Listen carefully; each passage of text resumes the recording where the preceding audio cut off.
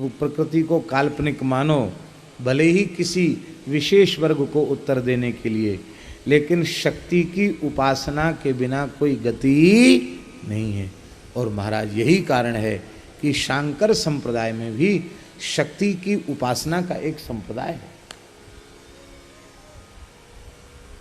शक्ति की उपासना का संप्रदाय है।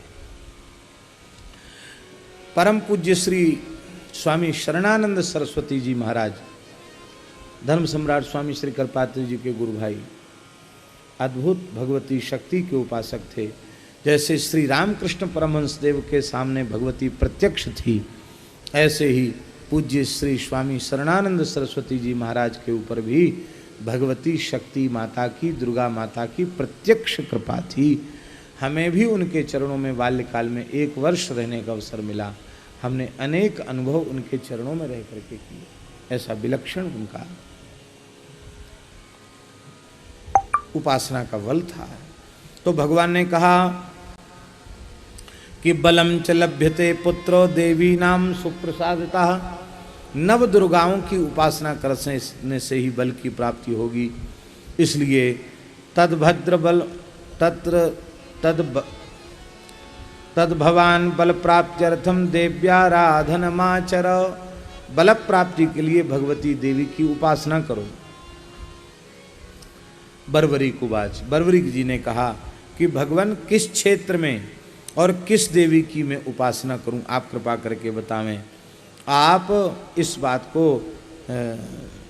हमें स्थल का उपदेश करें, उपासना की पद्धति का उपदेश करें। यह सुनकर के भगवान एक क्षण ध्यानस्थ हुए और फिर बोले कि बेटा, जिस क्षेत्र के उद्धार के लिए तुम प्रकट हुए हो, महिसागर संगम तीर्थ, वही क्षेत्र गुप्त क्षेत्र है। वहीं जाकर तुम्हें तप करके उस तीर्थ के शाप को, धर्मदेव के द्वारा दिए गए शाप को नष्ट करना है और उसी तीर्थ को पुनः प्रतिष्ठित करना है। महिसागर तीर्थ, ये महिसागर जो है बड़ौदा के आसपास है। हम वहाँ होके आए हैं। मही नदी है और सागर के साथ संगम है। महिसागर तीर्थ है, स्तंभ तीर्थ भी उसको कहते हैं। बड़ी भारी उसकी महिमा है। हम दर्शन करके आए हैं और अब पुनः स्कंद पुराण में हमने इसको पढ़ा है। तो अब विचार है कि कभी अवसर होगा तो हम पुनः उस तीर्थ में जाएंगे। और बहुत देवालय हैं, बहुत प्राचीन पौराणिक तीर्थ हैं। हो सकता है वहाँ श्याम बाबा का कोई मंदिर भी हो। कथनचित मंदिर न हुआ तो अब श्याम प्रेमियों का कर्तव्य है कि महिसागर संगम तीर्थ वो श्याम बाबा की साधना स्थली है, वहीं उन्हें सिद्धि प्राप्त भई है। तो वहाँ एक श्याम बाबा का स्वरूप प्रतिष्ठित होना चाहिए। और बड़ौदा से 16 किलोमीटर दूर हाँ, पोर नामक स्थान है महाराज जी। जी बड़ौदा से सूरत जो रास्ता गया है हाईवे पे, वहाँ पे पोर पे, वहाँ बलिया देव के नाम से बर्बरीक जी है। हाँ, किताब अब उनका हिंदी रूपांतर भी उन्होंने कर दिया है। पहले गुजराती में था। 6-7 साल पहले मैंने वहाँ के विद्वानों से बात की। अब तो उन्होंने हिंदी में रूपांतर कर दिया। तो वहाँ बलिया देव का मंदिर है, तो श्याम बाबा का ही मंदिर है। जय हो, जय हो, वाह, बहुत। और वहाँ महिसागर वहीं पास में ही है क्या? वहाँ मैं नहीं गया हूँ, मैं जाऊँगा देखूंगा। अच्छा अच्छा अच्छा, ठीक, जय। तो महिसागर संगम की महिमा क्या है? कथा आप लोग परसों सुन चुके हैं। महिसागर तीर्थ की कितनी बड़ी महिमा है। इस ब्रह्मांड में समस्त तीर्थों में महिसागर तीर्थ श्रेष्ठ है, क्योंकि साक्षात भूदेवी पृथ्वी देवी ने ही गाय का रूप धारण करके, मही का रूप धारण करके, और फिर उनका समुद्र से संगम हुआ। तो पृथ्वी सर्वतीर्थमयी है, तो सर्वतीर्थमयी पृथ्वी ही नदी बन गई, इसलिए वो नदी ही सर्वतीर्थमयी हो गई। और तीर्थाधिपति समुद्र से मिलन हो गया तो वो महातीर्थ हो गया। इसलिए ब्रह्मा जी के द्वारा सारे भूमंडल के तीर्थों के मध्य महिसागर तीर्थ को ही अर्घ दिया गया। ये बात आप सुन चुके हैं पहले।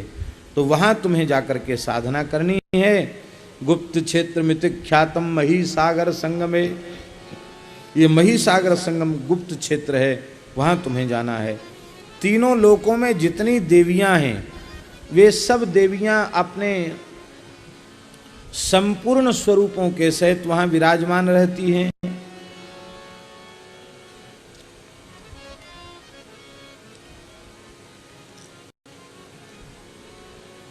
चारों दिशाओं की 4 देवियां, दिग देवी भी वहां निवास करती हैं, नव दुर्गाएं भी वहां निवास करती हैं।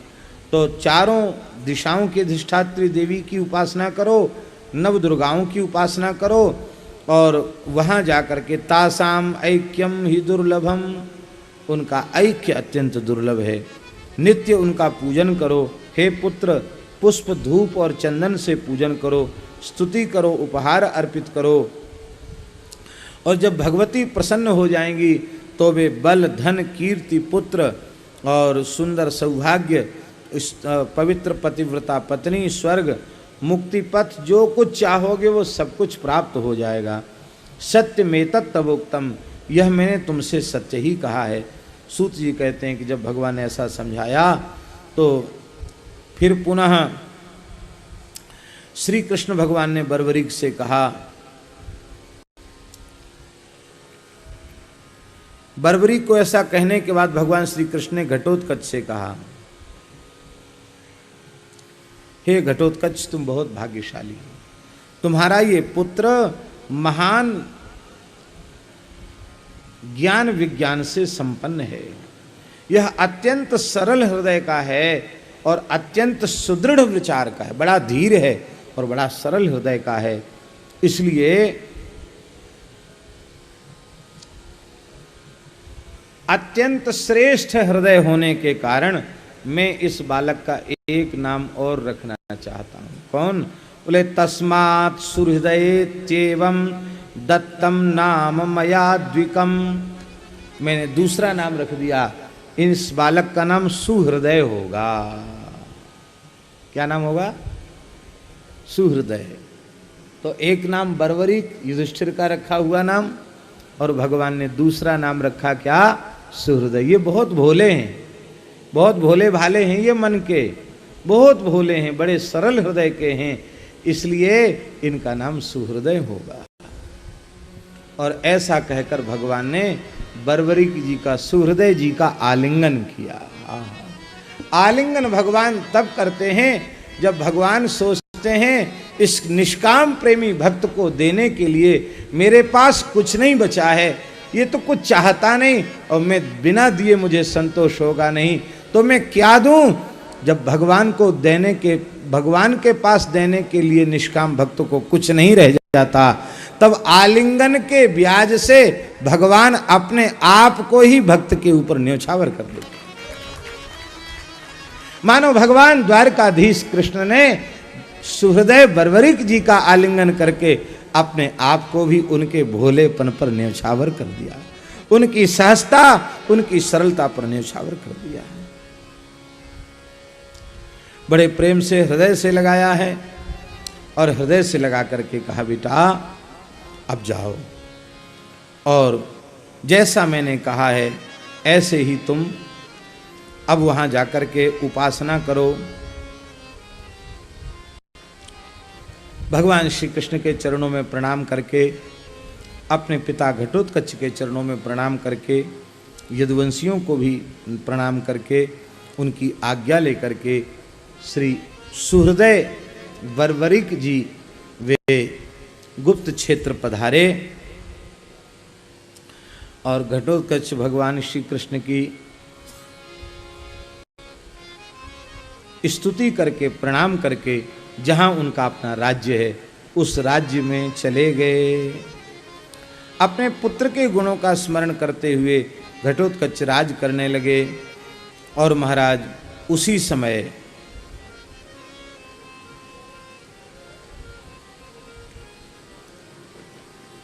उस गुप्त क्षेत्र में महिसागर तीर्थ में स्नान करके श्री सुहृदय बर्बरीक जी साधन करने लगे। कैसे साधन करते हैं वर्णन है। त्रिकालम पूजयामासो देवी कर्म समाधि नित्यं पुष्पैश्च धूपैश्च उपहारैः पृथग्विधैः तीनों काल स्नान करते हैं इस तीर्थ में, और तीनों काल स्नान करके भगवती जगदम्बा का पूजन करते हैं। पुष्प से, धूप से, उपहारों से भगवती का अर्चन करते हैं। माने सात्विक भाव से पूजा करते हैं भगवती की, तामसी पद्धति से नहीं, सात्विक पद्धति से पूजा करते हैं। और इस प्रकार से त्रिकाल स्नान करते हुए, त्रिकाल भगवती का अर्चन करते हुए, अखंड ब्रह्मचर्य का पालन करते हुए, कठोर तप करते हुए श्री सुहृदय बर्बरीक जी को 3 वर्ष व्यतीत हो गए। 3 वर्ष साधन किया उन्होंने। और इसके बाद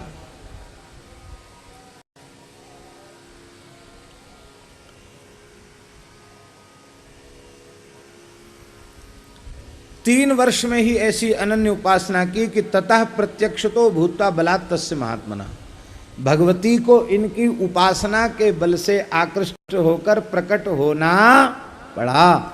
भगवती प्रकट हो गई और प्रकट होकर के कहा कि तीनों लोकों में तुमसे अधिक बलवान और कोई दूसरा नहीं होगा। ये वर दिया।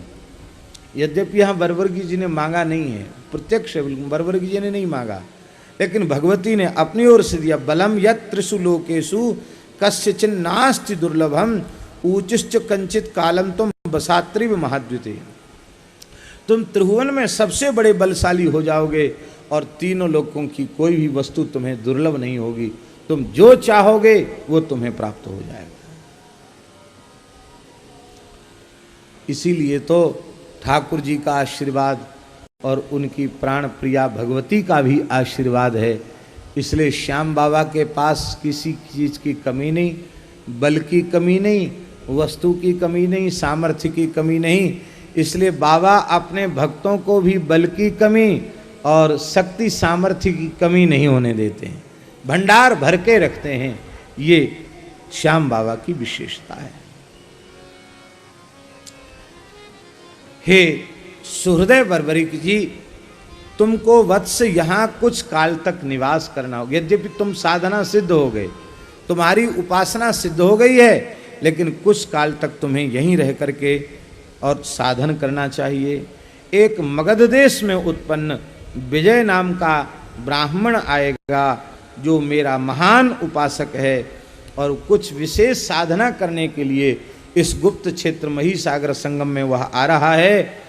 तो वहाँ संपूर्ण देवियों को वह अपनी उपासना से प्रसन्न करेगा और उसे उस अपने अनुष्ठान में किसी एक पवित्रात्मा सहयोगी की आवश्यकता होगी। तो मैं समझती हूँ, भगवती कह रही हैं, मैं समझती हूँ तुम्हारे जैसा सरल हृदय पवित्र आत्मा सेवक प्राप्त हुए बिना उस ब्राह्मण का अनुष्ठान सफल नहीं हो सकता है। इसलिए ब्राह्मण का अनुष्ठान सफल हो, इसके लिए तुम्हें कुछ दिन यहाँ निवास करना है।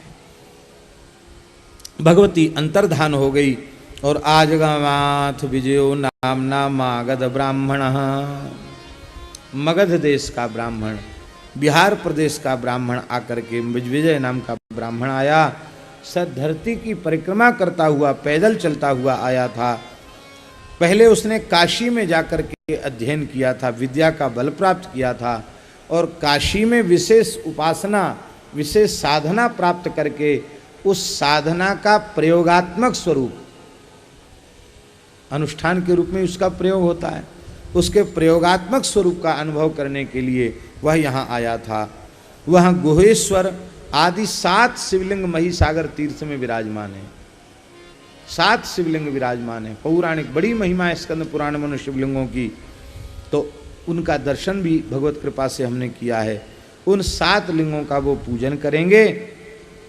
फिर भगवती विद्या देवी की वो उपासना करेंगे ब्रह्म विद्या की प्राप्ति के लिए।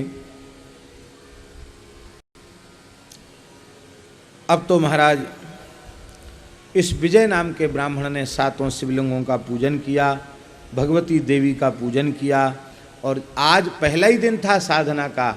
आज रात्रि को स्वप्न में भगवती ने प्रकट होकर के कहा कि अब तुम अनुष्ठान प्रेम पूर्वक करो, सिद्ध माता की कृपा से तुम्हारा अनुष्ठान पूर्ण होगा। और एक ये बालक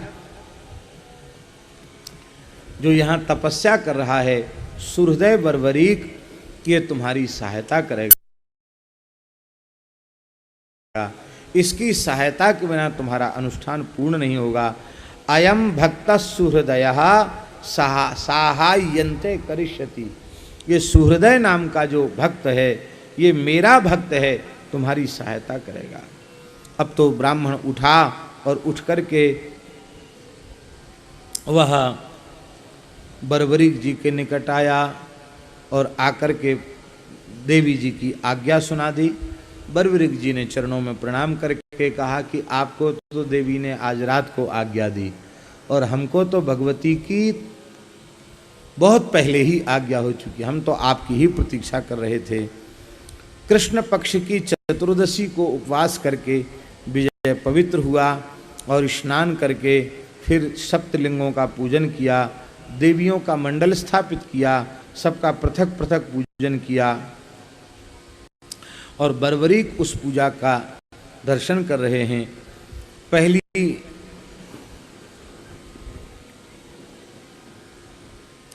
रात्रि में सिद्धांबिकापुर उसको प्रकट किया, मंडल का निर्माण करके और फिर उनका पूजन किया।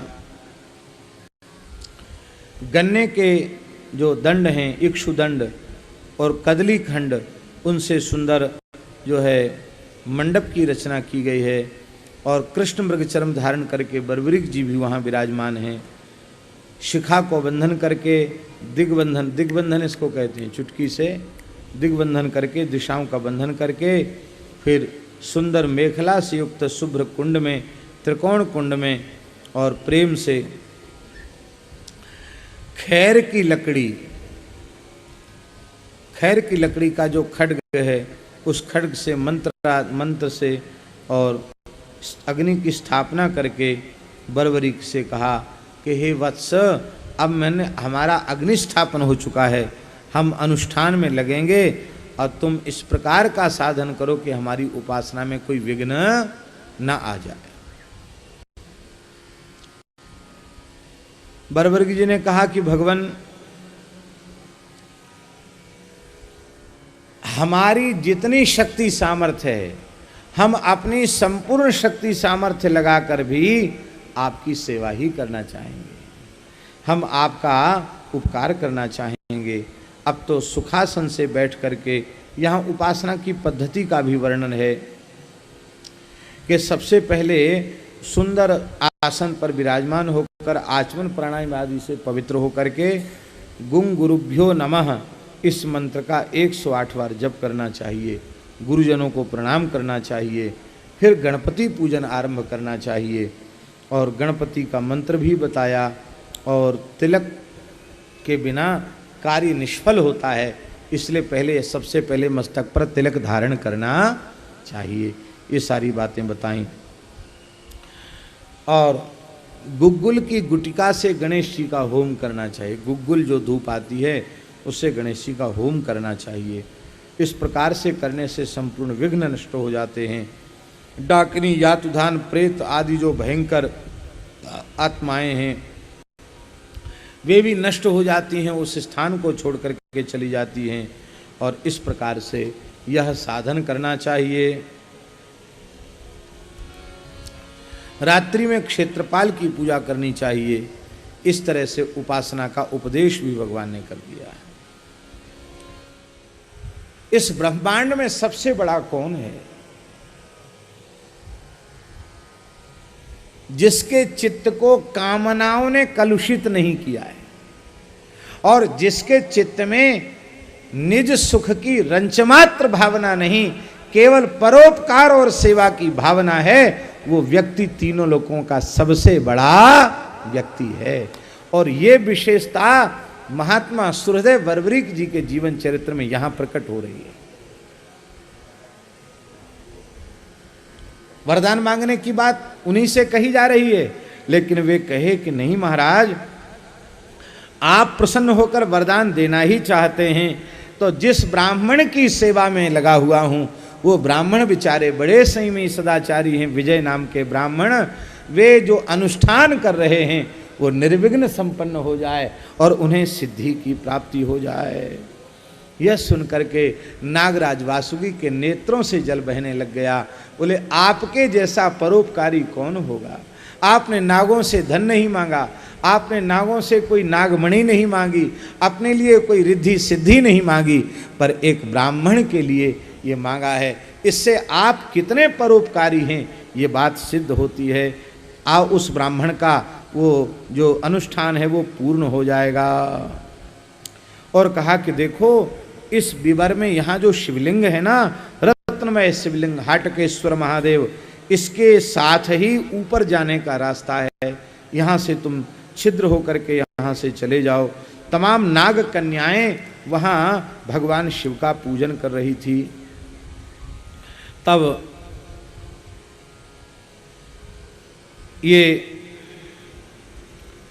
बर्बरिक जी ने उन नाग कन्याओं से पूछा कि शंकर जी कब विराजमान हुए, किसने विराजमान किया। सूर्य चंद्र अग्नि के समान इनका प्रकाश है, मेरे आंखें भी चकाचौंध से भर रही हैं, ये कौन है। तब उन नाग कन्याओं ने कहा कि साक्षात भगवान सहस्र शीर्षा शेष नाग जी ने इन भगवान शिव को यहाँ प्रतिष्ठित किया है। उनके तपोबल से भगवान शिव यहाँ प्रकट हुए हैं। इनके दर्शन से, स्पर्श से, ध्यान से, अर्चन से संपूर्ण सिद्धियाँ प्राप्त हो जाती हैं। लिंग के पूर्व भाग में श्री पर्वत की ओर जो है रास्ता गया हुआ है और वहाँ इलापत्र नाम के नाग ने उस द्वार को बंद कर रखा है। दक्षिण मार्ग सूर्पाकार है, सूर्पारक नामक तीर्थ में पहुँच जाता है। करकोटक नाग ने उसको बंद कर रखा है। पश्चिम द्वार प्रभास क्षेत्र में जाकर के निकलता है पाताल से, उसको सुप्रभ नामक नाग ने बंद कर रखा है। और कहते उत्तर का मार्ग जो है उससे तुम चले जाओ और चल जाकर के सीधे गुप्त क्षेत्र में पहुंच जाओ। उसको ऐरावत नाम के नाग ने बंद कर रखा है। लेकिन अब तो सब नाग तुम्हारे अनुकूल हैं, तुम प्रेम से प्रस्थान कर सकते हो। धरती का जो मार्ग है उसको तक्षक नाग ने आवृत कर रखा है। इस प्रकार से ये सारी बात बताई।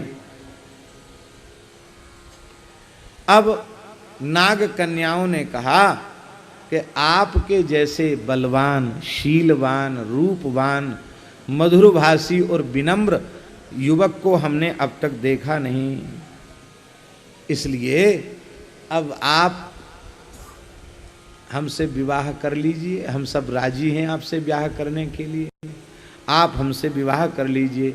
अब बड़े फायदे में रहेंगे, क्योंकि नागराजों की हम कन्याएं हैं, हमारे पास वैभव की कमी नहीं है। हा, धन्य है इनकी निष्कामता।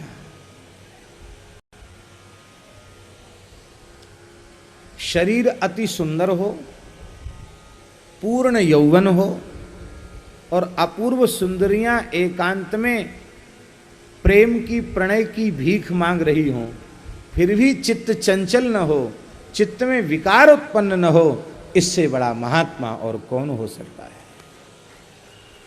महाराज जी यहां बड़ी विलक्षण बात लिखी है। श्री बर्बरिक जी ने कहा कि देखो देवियों, मैं सामान्य खानदान में पैदा नहीं हुआ हूं, मेरा जन्म कुरुकुल में हुआ है। मैं पांडु का पौत्र हूं, बर्बरिक मेरा नाम है। दैत्य का वध करने में यहाँ आया था, अब दैत्य का वध हो गया और अब मैं जाऊंगा अपने गुरु विजय नामक ब्राह्मण के पास, जिनकी साधना में सिद्धि के लिए मैं सहायता कर रहा हूं। और मैं पूर्ण ब्रह्मचारी हूं। ब्रह्मचारी व्रतम यस्मादहम सततमा स्थिता, मैं निरंतर ब्रह्मचर्य व्रत का पालन कर रहा हूं। आज भी श्री श्याम बाबा अखंड ब्रह्मचर्य व्रत का पालन कर रहे हैं। ऐसा अद्भुत इनका स्वरूप है। और ऐसा कह करके शिवलिंग को साष्टांग दंडवत किया।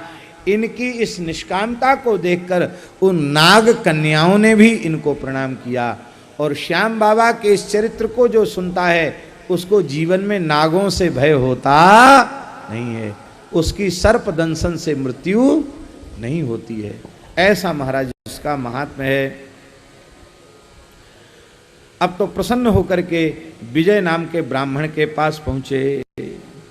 उस समय विजय नामक ब्राह्मण सूर्य के समान कांति वाला हो गया था, उसकी साधना पूर्ण हो गई थी। और उसी समय आकाश से पुष्पों की वर्षा हुई, अप्सराओं ने गीत गाए, अप्सराएं ने नृत्य किया, गंधर्वों ने गीत गाए। और उस समय विजय ब्राह्मण ने बर्बरीक से कहा कि हे बर्बरीक सुहृदय जी, हमारी शक्ति नहीं थी कि हम इस व्रत को, इस अनुष्ठान को पूर्ण कर लेते। तव प्रसादात वीरेशो सिद्धि प्राप्ता मया तुला, आपकी कृपा से मुझे अतुल सिद्धि प्राप्त हुई है। इसलिए चिरंजीव चिरम नंद चिरम बस चिरंजय, कितने आशीर्वाद दिए। ये पंक्ति लिखने लायक है। चिरंजीव चिरम नंद चिरम, चिरंजीव चिरम नंद चिरम बस चिरंजय, 4 आशीर्वाद दिए। चिरकाल तक तुम जीवित रहो, अनंत काल तक जीवित रहो, चिरकाल तक आनंदित रहो, चिरकाल तक इस धरती पर निवास करते हुए पूजा को प्राप्त करो, और चिरकाल तक तुम विजयी रहो, कभी किसी के सामने तुम्हारी पराजय न हो। ये 4 आशीर्वाद विजय ब्राह्मण ने दिए। बहुत अच्छा श्लोक है, लिखने योग्य श्लोक है। यहाँ 74वां श्लोक कि अतएव ही साधूनाम संगमिच्छन्ति साधवः औषधम सर्वदोषाणाम भवेत सत्संगमो यतः।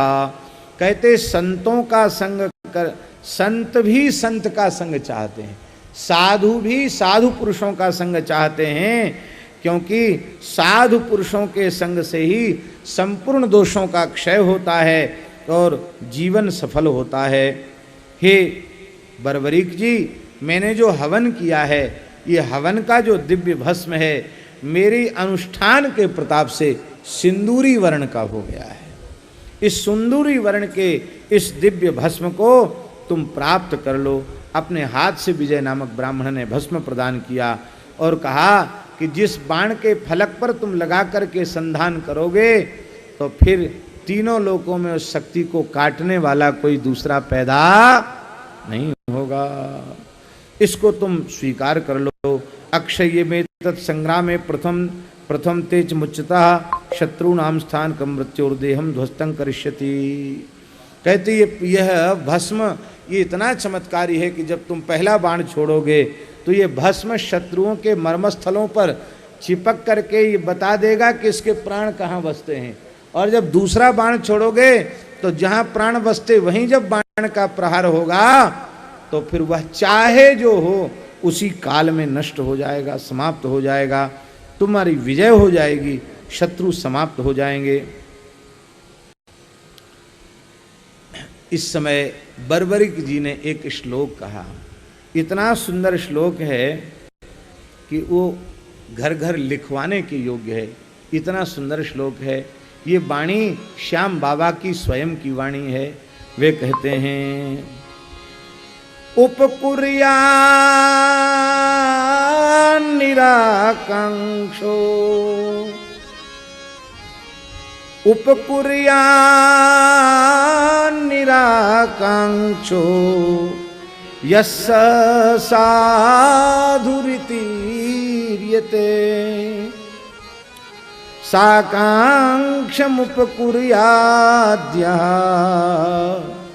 साधुत्वे तस्य को गुणः। आहा,